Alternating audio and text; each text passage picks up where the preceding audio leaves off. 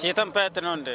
ఎంత దూరం? చాలా దూరం అనుకుంటా కదా. చాలా దూరమే. మరి అంత దూరం నుంచి ఎందుకు వచ్చా జగన్ గారిని చూడటానికి? జగన్ అన్న చూడడానికి వచ్చినాము. ఎందుకని అంత ప్రేమ అక్కడి నుంచి రావడానికి? అంత ప్రేమ అంత వాళ్ళు పరిపాలిస్తారు కాబట్టి వచ్చినాము. అంటే మరి జనాలకు మంచి చేయట్లేదు జగన్ అని అన్నారు కదా. మరి జనాలు ఎందుకు మంచి చేయడు?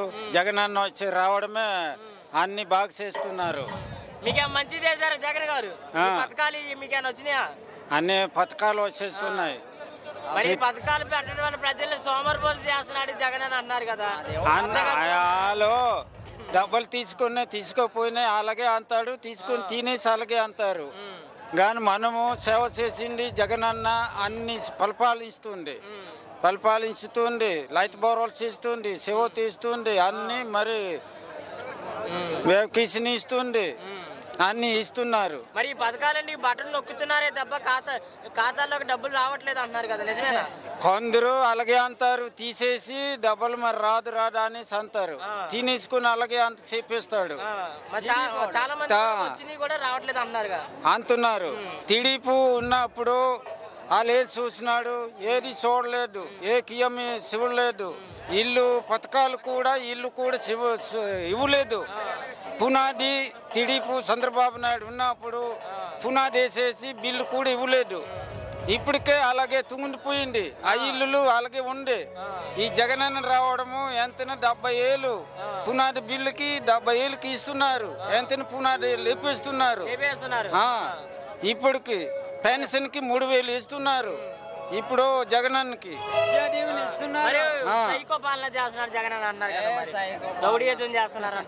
రౌడీ యుద్ధం అంతే అలాగే ఈ టీడీపీ అలాగే చెప్తాడు. చంద్రబాబు నాయుడు వాళ్ళకి చెప్తాడు. ఈ జగనన్న రావడం అందరూ బాగుపడ్డాము. పేద రోడ ఉన్నోళ్ళు లేనోళ్ళు అలాగే ఉండే బాగుపడ్డాము. ఈసారి ఎన్ని సీట్లు వచ్చే బాగుంటుంది అనుకుంటున్నారు? మళ్ళీ ఈసారికి వస్తే మరీ బాగుంటుంది అంటున్నా మేము. చాలా దూరమేనన్న. ఎందుకన్నా మీ పనులు మానుకోడుకో ఎందుకు వచ్చారన్న మీరు? జగన్ అన్న చూడటానికి వచ్చామన్నా. మరి ఇప్పుడు జగన్ గారు కనబడపోతే ఎందుకంటే వస్తారన్నారు, వచ్చామన్నారు. ఎందుకు కనిపించరు మాకు? ఎందుకని అంత ప్రేమ జగన్ గారు అంటే? అసలు మీకు మంచి పనులు చేశారు కనుక, ఈ పథకాలు అన్ని ఇస్తున్నారు కనుక చూడటానికి వచ్చామన్నా. అంటే మీకు వస్తున్నాయి ఈ పథకాలు ఏమన్నా? వస్తున్నాయన్న. మరి ఇలా పథకాలు ఏమిటి మంచిదే అంటారా? మంచిదేనన్నా. అంటే మరి ఇలా పథకాలు పెట్టి జనాల్ని బద్దకస్తులు చేస్తున్నారంట కదా. ఎవరు అన్నారన్న? అలాగే చంద్రబాబు గారు అన్నారు. వాళ్ళు అంటారన్న, వ్యతిరేక పార్టీ వాళ్ళు కదా, అలాగే అంటున్నారు వాళ్ళు. ఈ పార్టీ వాళ్ళకి మాత్రం చాలా మేలు జరిపిస్తున్నారు. అవునన్నా. మీకు వాలంటీర్ వ్యవస్థ పెట్టారు కదా. అవునన్నా. వాలంటీర్లు ఎలా ఉంది మీకు పనితీరు? మంచిగా ఉన్నాయన్న. సౌకర్యం చేస్తున్నారంట, నిజమేనా? లేదన్న. లంచాలు తీసుకుంటారంట. ఏం లంచాలన్నా? మంచిగానే పరిపాలిస్తున్నారు, మంచిగా చూసుకుంటున్నారు. అవునన్నా. మరి జగన్ గెలిస్తే బాగుంటుంది అనుకుంటారా? మరి జగన్ గెలిస్తే మంచిదేనన్నా. ఈసారికి జగనే ఓటు వేస్తామన్నా. ఇప్పుడు సిద్ధమని పోకడానికి వచ్చారు కదా, ఈ సిద్ధమని పోకడానికి దేనికన్నారు? అభిమానం బట్టి, జగనన్న అభిమానం బట్టి వచ్చాము. అంత దూరం నుంచి వచ్చారు మీరు? సీతంపేట మండలము. చాలా దూరం కదా మీ ఊరు. దూరమైనా సరే అభిమానం ఉంది కాబట్టి వచ్చాము. మరి మీ పనులన్నీ మానుకొని, మీ కూలి పనులు మానుకొని వచ్చారు కదా. మాకు అభిమానం ఉంది ఆ జగనన్న వల్ల. ఎందుకని అంత ప్రేమ అభిమానం ఎందుకు మీకు? అసలు పథకాలు పట్టించి పథకాలు ఇచ్చాడు కాబట్టి కొంత అభివృద్ధి చెందింది కాబట్టి మీకు వచ్చినాయి.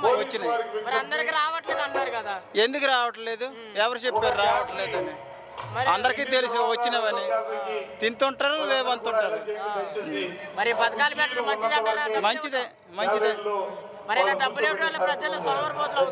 సోమరపోతులు అంతే వాళ్ళు టీడీపీ వాళ్ళు చెప్పుకుంటుంటారు. ప్రజలు ఎప్పుడు అనుకోలేదు కదా. అనుకోలేదు.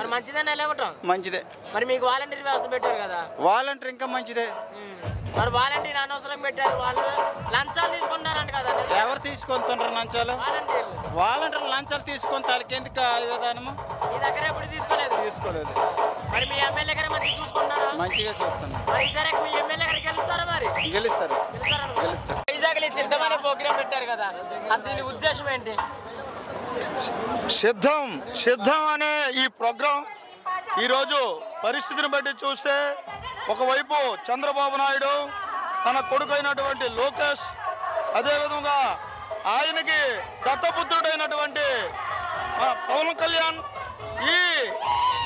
మనకి ఈరోజు ప్రత్యేక హోదా ఇవ్వలేకపోయినటువంటి కాంగ్రెస్ షర్మిల కూడా వాళ్ళకు జతకట్టి ఎంతమంది వచ్చినా నేను ఒక్కడనే సిద్ధంగా ఉన్నానని ఒక ఈ ప్రోగ్రామ్ని ఇక్కడ భీముల్లో ఈ ప్రోగ్రామ్ని కండక్ట్ చేసినందుకు ఇప్పుడు కార్యకర్తలు కోలాహలమై సముద్ర కెరటాల వలె వచ్చినటువంటి ఈ కార్యకర్తలు అయితేనేమి, అదేవిధంగా ఒక్కడు చెబుతున్నానన్నా, జగన్మోహన్ రెడ్డి గారు ఈరోజు ఆంధ్రప్రదేశ్ రాష్ట్రంలో ఇస్తున్నటువంటి ఈ సంక్షేమ పథకాలు అమ్మఒడి, రైతు భరోసా, విద్యాదీవెన, అదేవిధంగా విదేశీ విద్యాదీవెన, మరి చేయూత, ఇలాంటి ఎన్నెన్నో సంక్షేమ పథకాలు డైరెక్ట్గా కరప్షన్ లేకుండా వాళ్ళ అకౌంట్లోకి వేస్తున్నారు. కాబట్టి ఈరోజు వీళ్ళ ఎవరికి కూడా మనం బస్సులు పెడితే చాలు మేమున్నామని, మేము సిద్ధమని అందరూ వచ్చినందుకు ఈరోజు ఈ ప్రజానీకానికి ఆ జగన్మోహన్ రెడ్డికి ధన్యవాదాలు తెలియజేసుకుంటున్నాం. బిర్యానీ లేదండి, ఇది పచ్చపత్రిక, పచ్చ మీడియా ఇస్తున్నటువంటి ఒక సంకేతం తప్పించి బిర్యానీ లేదు. నేను ఒక కార్యకర్తగా చెప్తున్నాను, ఇక్కడ బిర్యానీ ఇచ్చే పరిస్థితి లేదు. ప్రతి కార్యకర్త కూడా ఆయన సొంతంగా వచ్చి బస్సుల్లో వచ్చినటువంటి వ్యక్తులకు మేము సొంత డబ్బులు ఖర్చు కట్టుకుని మా కారులో మేము వచ్చామండి. మా కారులో AP 369 మా కారు నెంబరు. మేము అక్కడ ఏ రెస్టారెంట్ అది మేము సొంతంగా భోజనం చేసుకొని, ఈరోజు సాటర్డే కాబట్టి మేము వెజిటేరియన్ తిని మేము వచ్చాము. బిర్యానీలు, బీర్లు అనేది అది శుద్ధ అబద్ధం.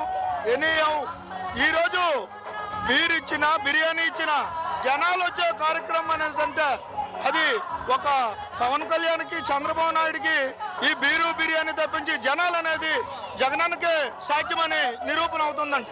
వైసీపీ నాయకుల్ని రోడ్డు మీద తంతామని చెప్తున్నారు కదా, వైసీపీ నాయకులు రోడ్డు మీద తంతామన్నారు. రోడ్డు మీద తంతామంటున్నారు వైసీపీ నాయకులు రోడ్డు మీద కొడతామంటున్నారు. ఆడు వైసీపీ నాయకులకి రోడ్డు మీద అయినా కొడతాడు, చెరువులోనైనా కొడతాడు. కొడతామని చెప్పిన వ్యక్తి పవన్ కళ్యాణ్ గుడ్డలిప్పి కొడతామన్నాడు, రోడ్డు మీద గుడ్డలిప్పి కొడతామన్నాడు.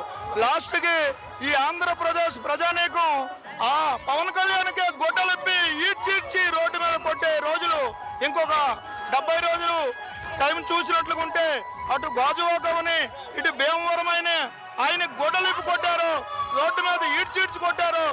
ఈ రాష్ట్ర ప్రజలు మరో 60 రోజుల్లో ఆయనకు మల్తాడు అనేది కూడా ఉండకుండా రోడ్డు మీద రామిరెడ్డికి అంటపెట్టినట్టుగా అంటపెడతారని రాసుకోండి సోదరా. Why not 175? 175కి 175 వస్తున్నాయి, 175కి 175 వచ్చి తీరుతాయి.